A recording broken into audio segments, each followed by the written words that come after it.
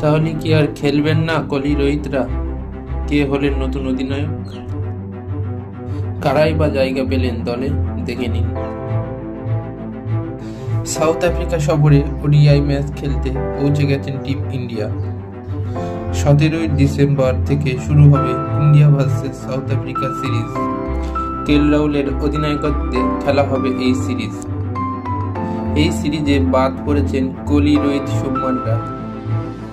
যাদের জায়গা হয়েছে দলে তারা হলেন রজত পাটিদার, রিঙ্কু সিং, ঋতুরাজ গায়কোয়াড়, সাই সুদর্শন, শ্রেয়াস আয়ার, তিলক বর্মা, অক্ষর প্যাটেল, ওয়াশিংটন সুন্দর, কেএল রাহুল, সঞ্জু স্যামসন, अर्शदीप सिंह, आवेश खान, दीपक चहर, कुलदीप यादव, मुकेश कुमार এবং যুজবেন্দ্র চাহাল। এই টিম নিয়ে কি জিততে পারবেন রাহুলরা, নাকি অভাব দেখা যাবে কোহলি রোহিতদের? দেখা যাক কি হয়। ভিডিওটি যদি ভালো লাগে তাহলে ভিডিওটি লাইক করুন এবং চ্যানেলটি সাবস্ক্রাইব করে বেল আইকনটি অল করে দিন।